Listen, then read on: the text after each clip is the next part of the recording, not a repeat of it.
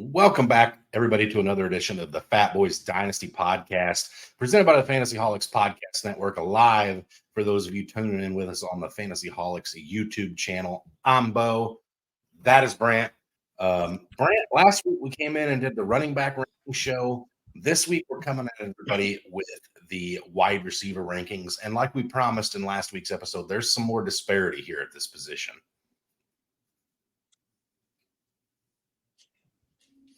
Yeah, absolutely. It's a wider variety of players there. You got your slot receivers, your inside, your outside wide receivers. So there's always going to be a lot of differences when it comes to wide receiver. It's all about finding that middle ground when doing consensus ratings, which I think we did pretty good job. But we'll hit on here shortly about some of our ratings. Absolutely. And next week, Brant, I know you and I are going to be doing something a little bit different because one half of the Fatboyz is going to be in the sunny state of Florida this week, getting his buns tan on the beach. So we're going to do something a little different. We're going to put out some sleeper rankings and startup ADP, some guys that we like that are ADPs are too low. They're going to outperform those. So be on the lookout for those episodes coming out sometime next week as well. That should be something of interest.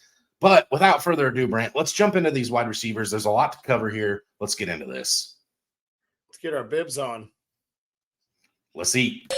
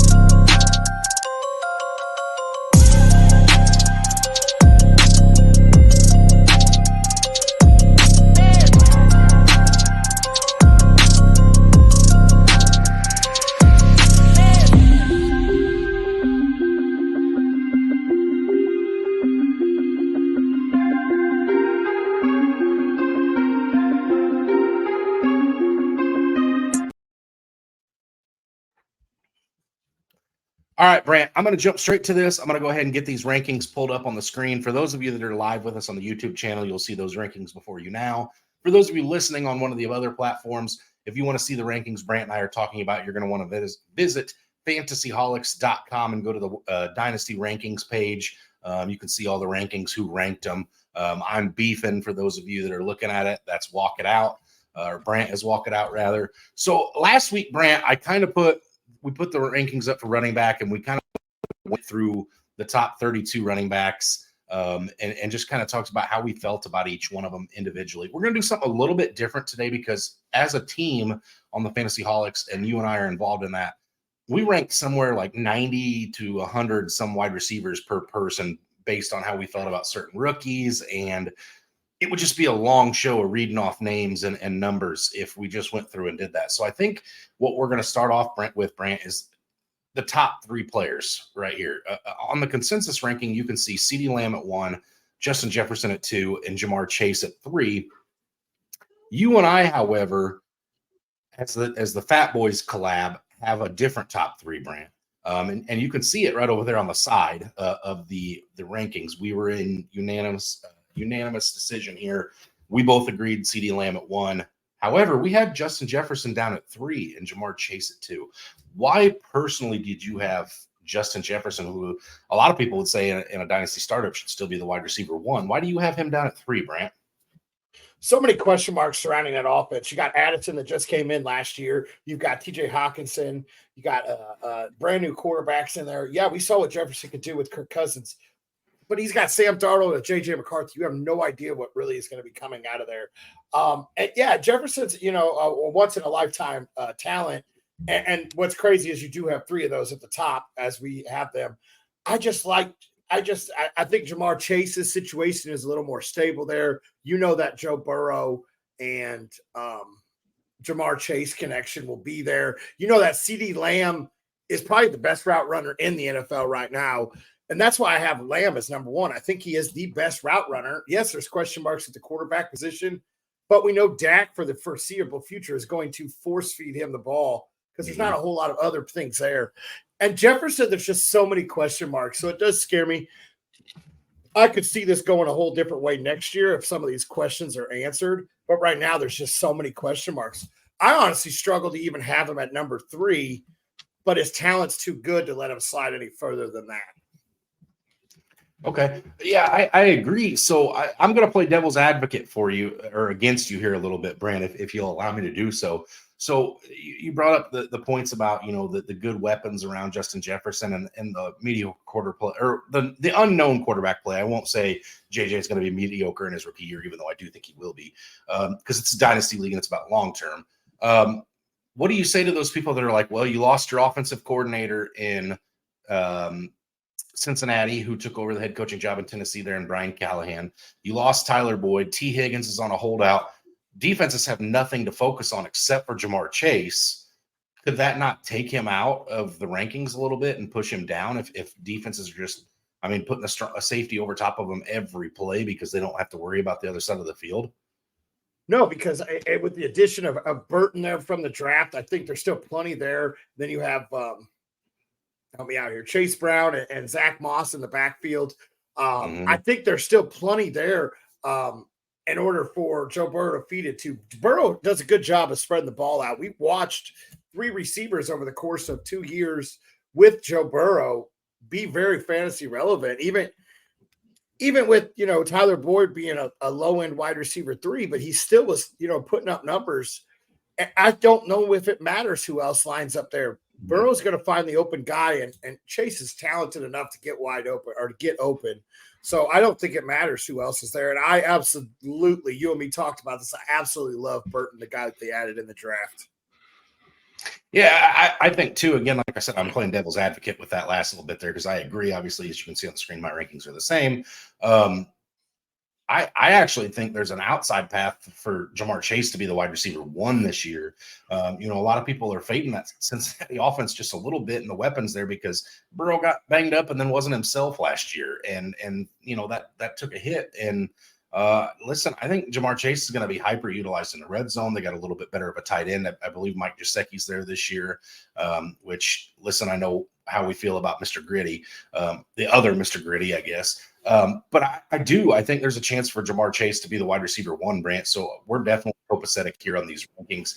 I just think it's interesting because I don't know if it's necessarily a hot take, but not many people would have these rankings with Chase ahead of Jefferson. I think that a lot of people would be staring this down saying, well, Jettis has proven himself. It's got to be him because, he did it last year with spotty quarterback play. He looked okay in the time with Dobbs. I know they both missed a little bit of time there.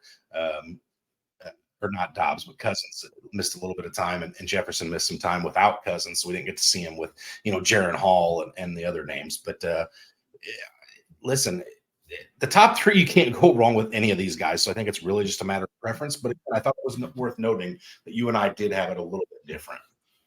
Absolutely. And I love these 1, 2, 3. I think you and me were consensus last year too.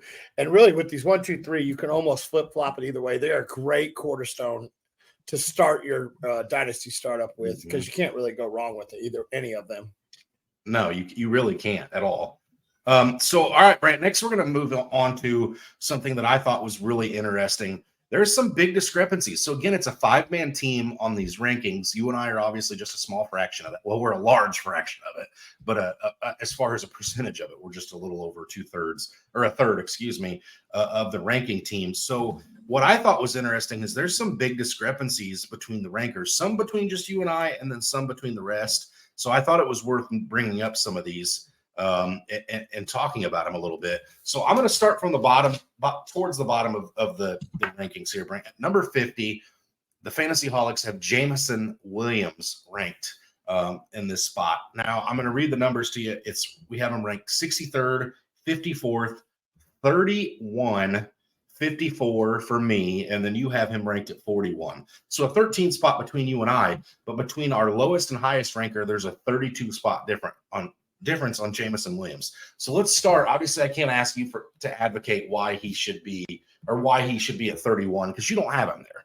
but I want you to tell everybody why he should be at 41. What makes JMO so special that you're like, hey, I've got this guy higher than most of the guys in the FantasyHolics? So you saw what he did near the end of the year. They didn't add any other weapons there. They let Josh Reynolds go. They let somebody else walked off. It's Amon-Ra St. Brown and Williams there. I absolutely love his setup now. The team trusts him. They didn't draft anybody to replace him. We saw an injury. We saw a suspension.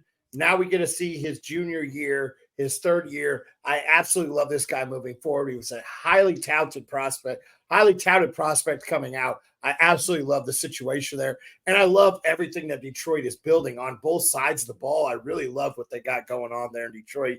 Makes me sick to say it since they are in the NFC, but I absolutely love what they have going on there. Yeah, so for me, I obviously have him 13 spots lower than you do. I have him at 54. So I'm a little closer to our consensus. 4 spots lower, you're 9 spots, or you're 9 spots lower, I'm 4 spots higher. My hesitation with JMO Brant is we're going into year 3 for this guy, and we still really haven't seen much of it on the field except for a game here, game there because of suspensions, injuries. So we really still don't know. It's unproven. Can he do it over a 17-game slate? If he can do it over a 17-game slate, as explosive as he is as good as he is at tracking the deep ball and all those things, there's the ceiling. There is no ceiling. Okay. But if he can't stay healthy, 50 is probably too high for him. I also worry that Detroit's going to be a team that focuses on running the ball with the head coaching style they have, the 2 wonderful backs they have in Jahmyr Gibbs and David Montgomery, and then any targets are going to be eaten up by the likes of Sam Laporta and Amon-Ra St. Brown. So I do worry that Jameson Williams could be like 4th or 5th in the pecking order, which when you're catching 70-yard touchdown passes, I guess isn't the worst thing in the world. But it was enough for me to create a little difference. All right. Moving on to jumping up all the way to number 49 in our rankings is Mr. Cortland Sutton of the Denver Broncos. We have the FantasyHolics team has him ranked 44th, 49th, 52nd. I have him at 44. Brant, you have him at 53. So about a 9-spot difference. You are the lowest ranker on the FantasyHolics on Cortland Sutton. Why are you so down on him? He's the old man in that wide receiver core right now. You have the addition of Franklin. You had Mims last year. You got a brand new quarterback coming in. The whole revamped system there in Denver. And I could be wrong, and I might be, but I think Sutton's on his last guaranteed year of his contract. I think he's darn near free to get cut next year, if not out of a contract. You don't know what the future holds for him. So he's scary to me with the new quarterback in town. The coaching staff all there has no ties to this man. They didn't draft him. They didn't train him. This is truly the first, second year that Sean Payton's got with him. They shipped Judy, who was probably the best target that they had. And they kept Sutton, which doesn't scare me. I just don't think they had enough bites on Sutton. That's why Judy was out the door and not Sutton. So I don't know what the future brings for him. That's why he scares me a lot in startups. Yeah, the Browns didn't overpay by any stretch of the means to go get Jerry Jeudy. So I don't think either player had a huge market because I think Jeudy was, often underperformed due to injury. Sutton underperformed due to injury.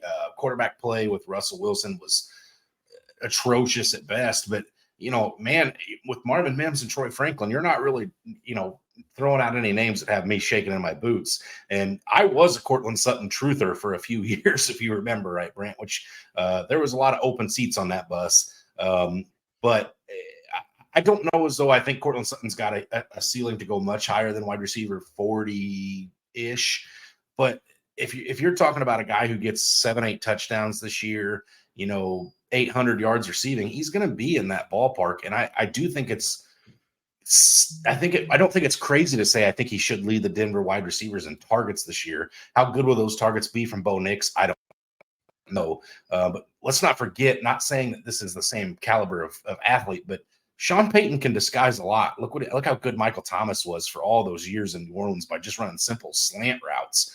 Cortland Sutton can run a slant. I'm not saying he's going to do it as effectively as Michael Thomas did in his prime, but there's definitely ways to disguise this lack of weapons, and I think Sean Payton could be the guy to do so, Brant. Okay. All right, going all the way up to wide receiver 43 this time, we have Mr. Deontay Johnson.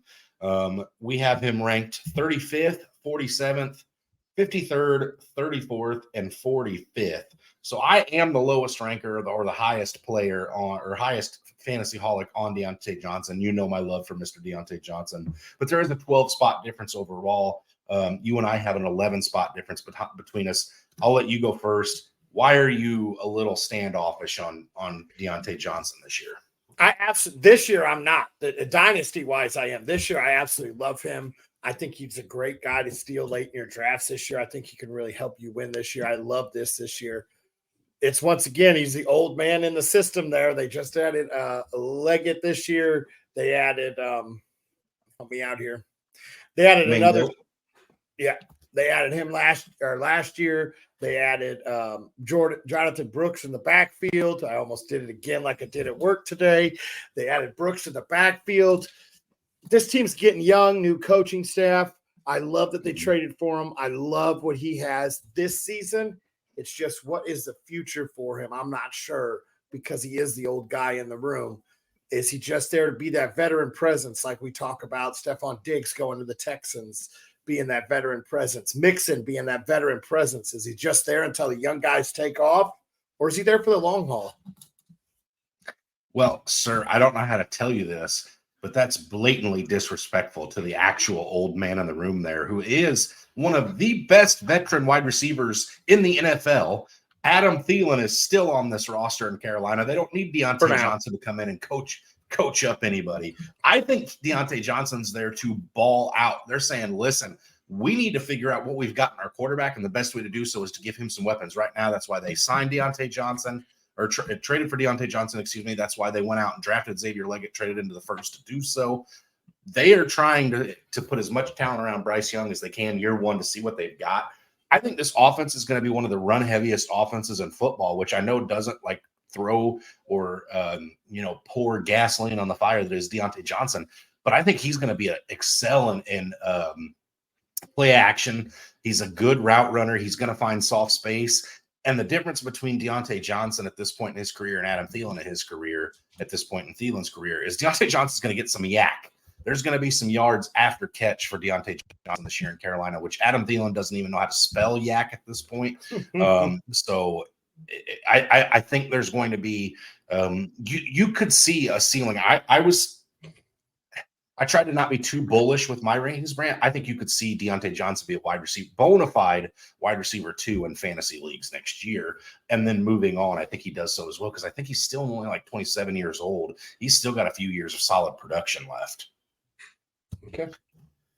All right. Here's another big discrepancy in the team here. We've got a 23 spot difference for the FantasyHolics at the 41st ranked consensus player, which is Calvin Ridley, leaving the Jacksonville Jaguars, now of the Tennessee Titans. We have him ranked as follows: 51, 42, 28, 36, and 40. So you and I are only about 4 spots difference there. You're 1 spot below consensus. I'm 4 spots lower, or I guess higher in the situation. We're higher on the set player.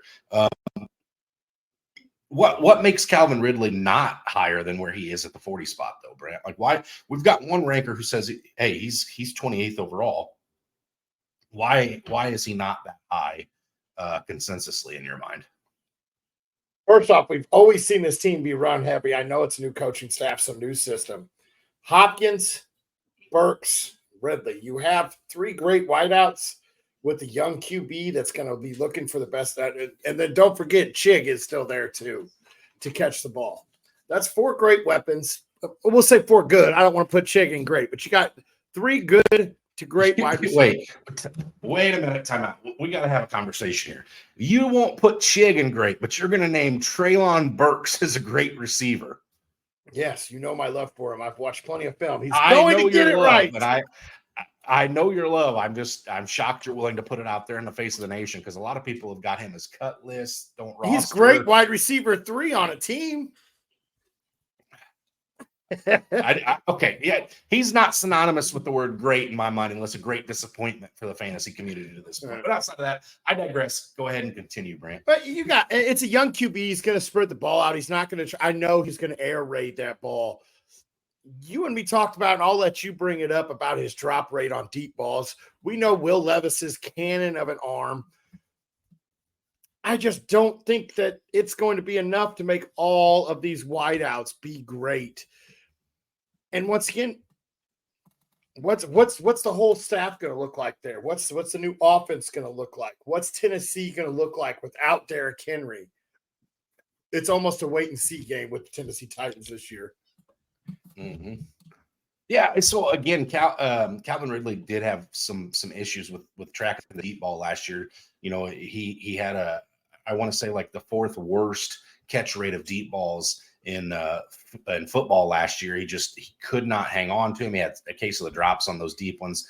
I believe he dropped one against the Falcons in their animated Disney London experience last year that was on Nickelodeon. But again, if he's not utilized the same way in Tennessee, when I've got D-Hop on the same field, I'm not going to have Calvin Ridley be my deep ball guy.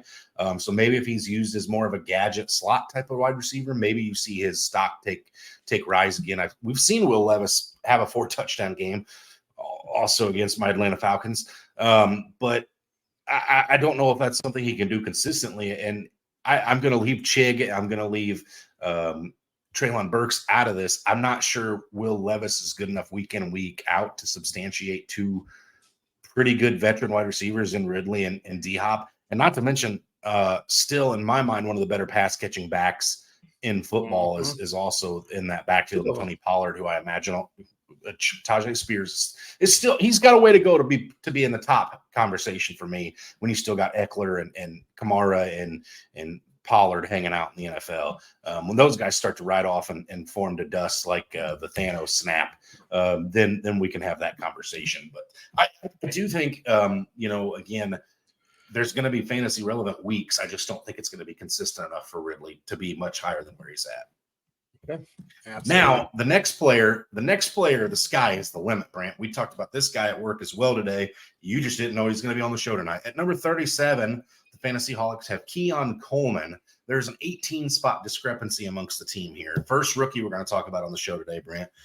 We've got him at 47, 29, 39, 35 for me, 38 for you. He is consensus 37, so you and I are right there on this one. But we do have one ranker who's got him at 47 and one all the way down at 29. What's the wide range of outcomes for Keon Coleman? Is there a realm of possibility he gets up that high for you? And on the flip side of the coin, is there a realm of possibility where he's like, wow, that was a bust? Absolutely. He is tied to one of a great quarterback in Josh Allen. With Keon Coleman, so I watched some film on him, and I've done my research on him, and originally I was not a fan of him. The drop balls, the missed passes, and then you go back and a lot of it falls back on his quarterback. Who'd you call him? The next what?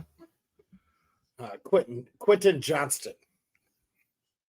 Yeah, drop ball specialist. So then I went back and I started watching the quarterback a little more, and it had a lot to do with the quarterback mechanics. He was forcing the ball into some bad spots, so Coleman couldn't get his hands on it.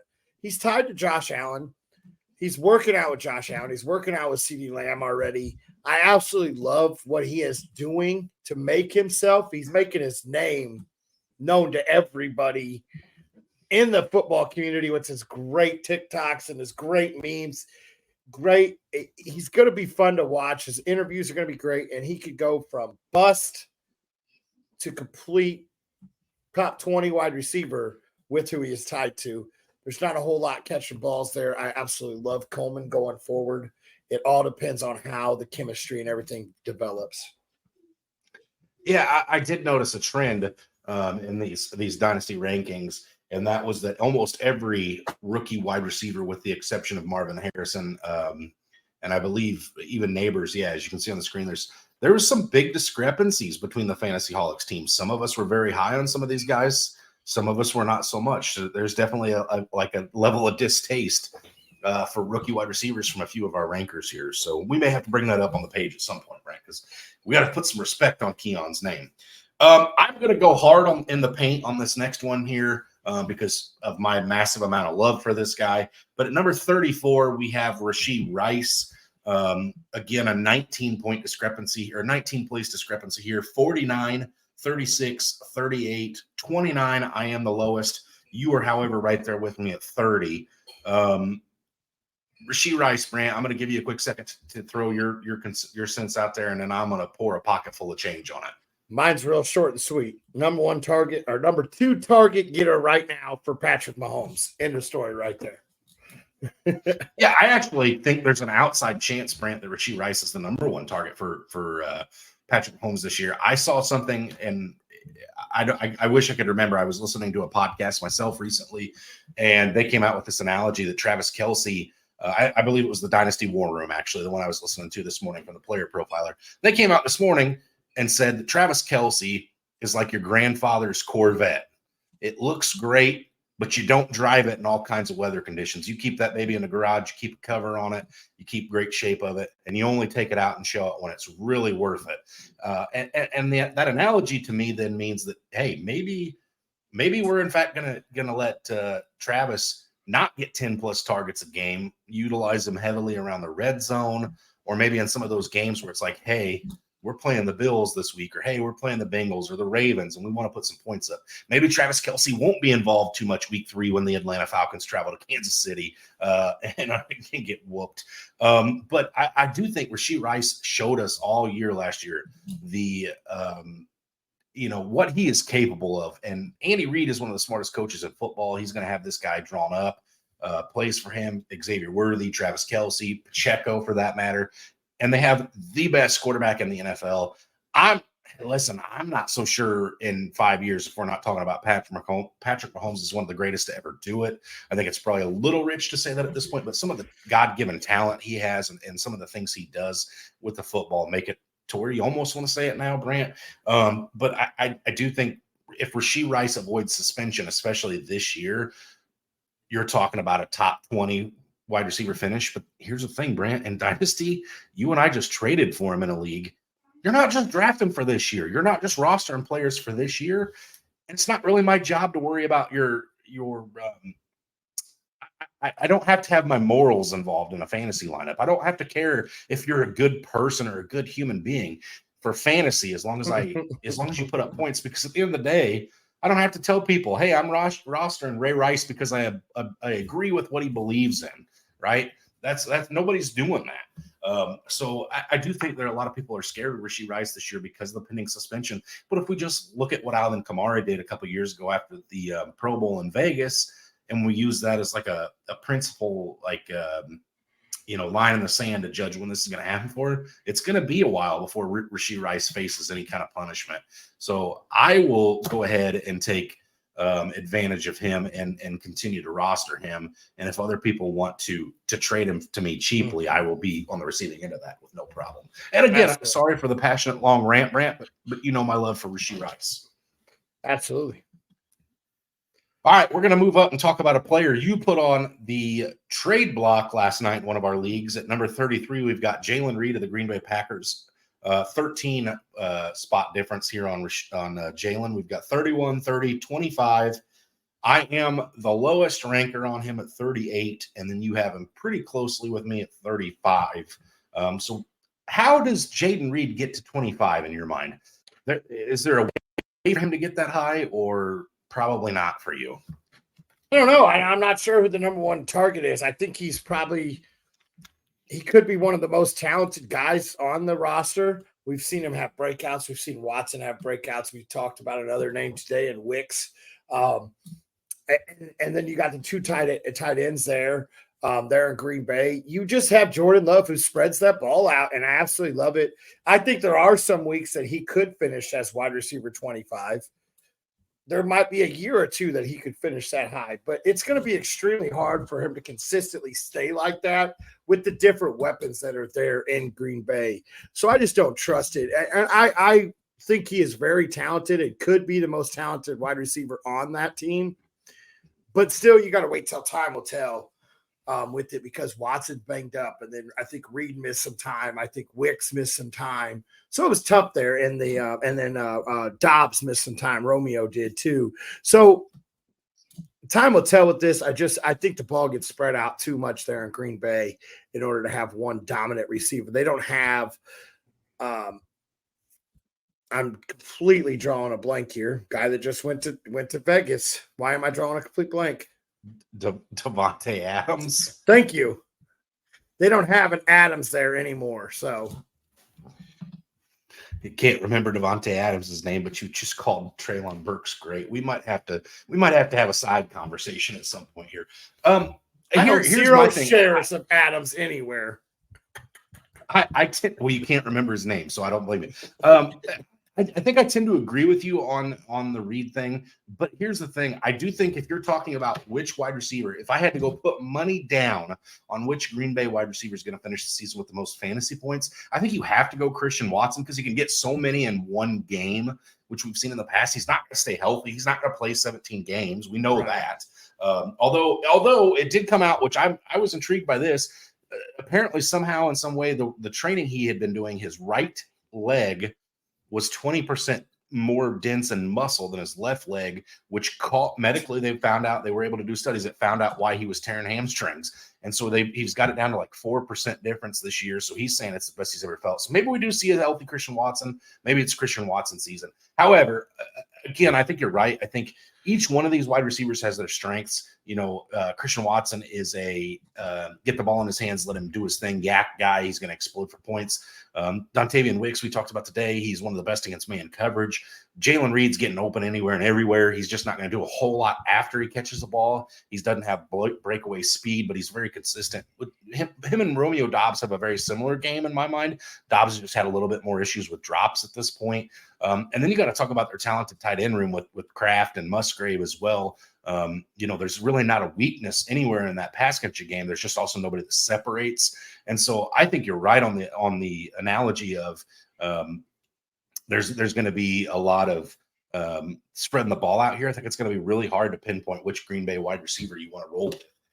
And so maybe that's the difference here. All right. Almost into our top 25, Brant. 26, we have another rookie wide receiver.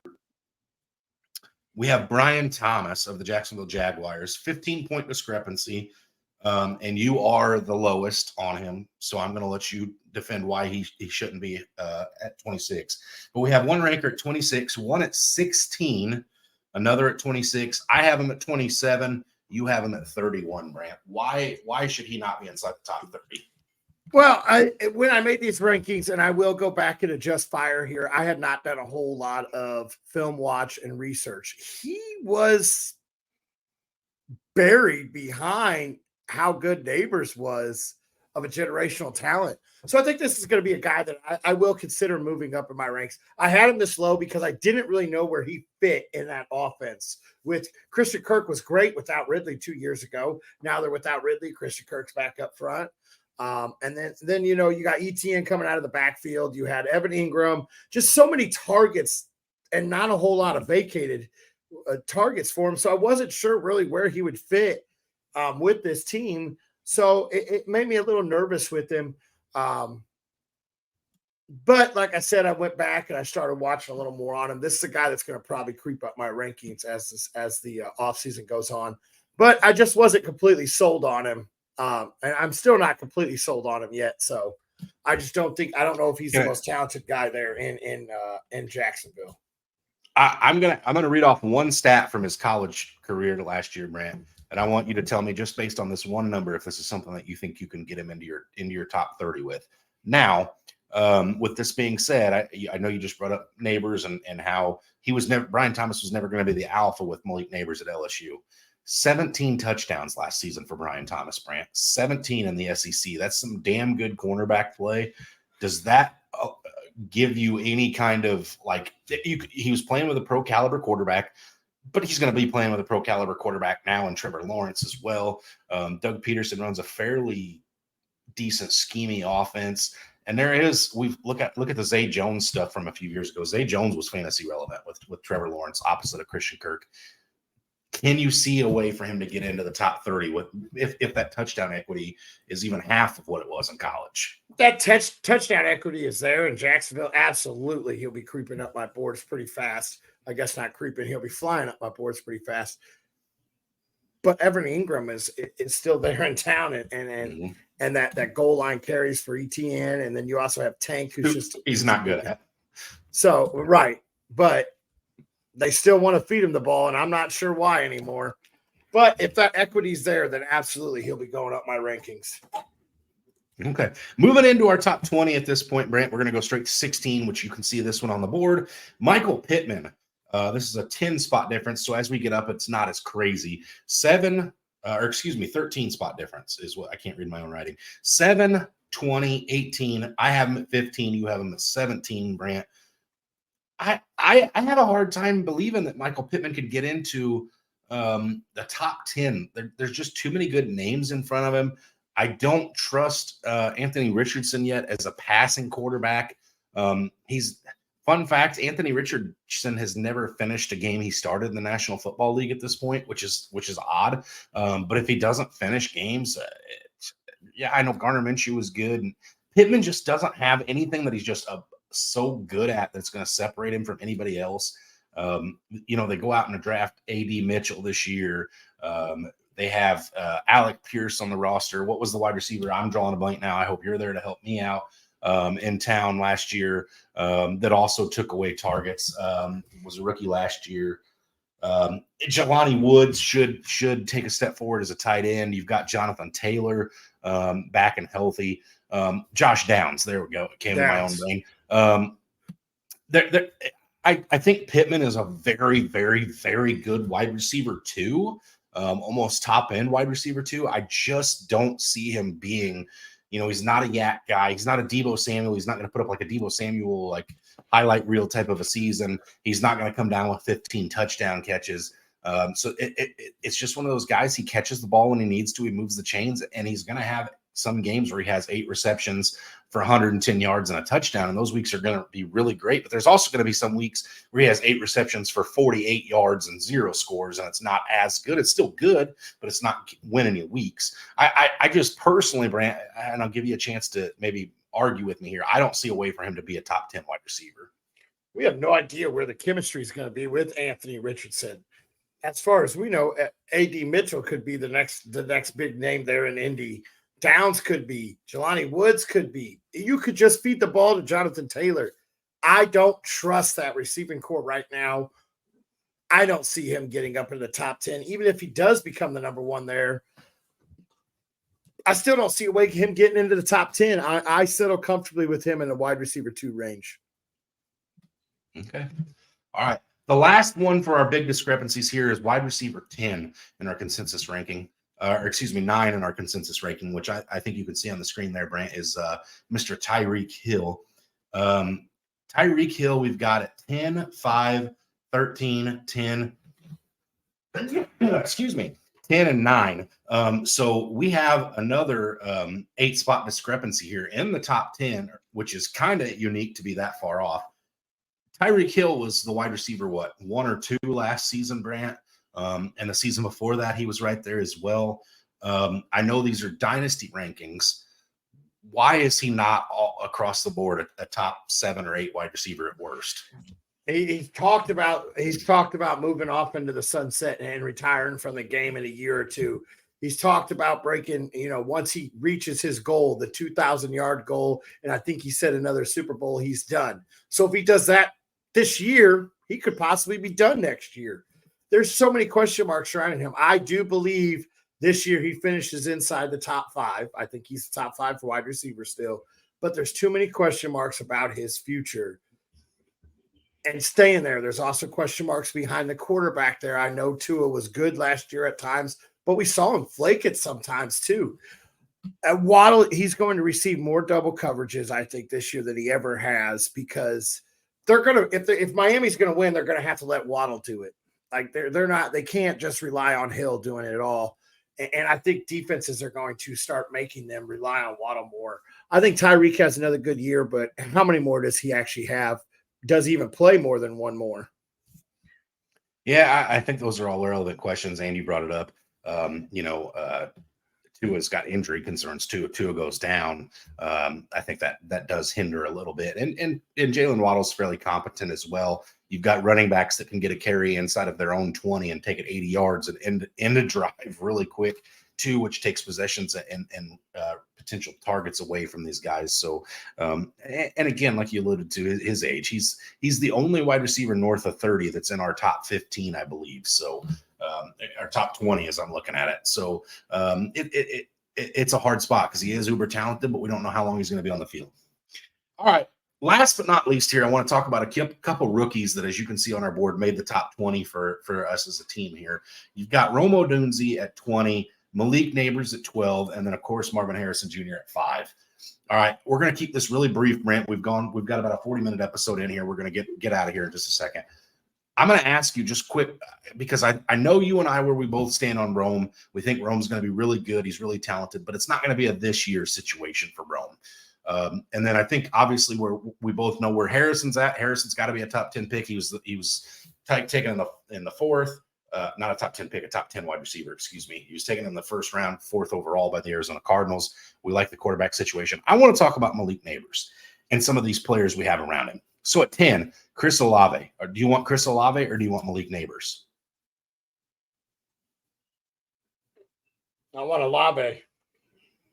Okay. Waddle or Neighbors? I want Neighbors. Neighbors or London? London. Ayuk or Neighbors? I'm not a fan of Ayuk, so I'm going to go with Neighbors there. And then I'll ask lastly on this one, but I think I know where your head's at on this one already. Neighbors or Pittman? Neighbors. Okay.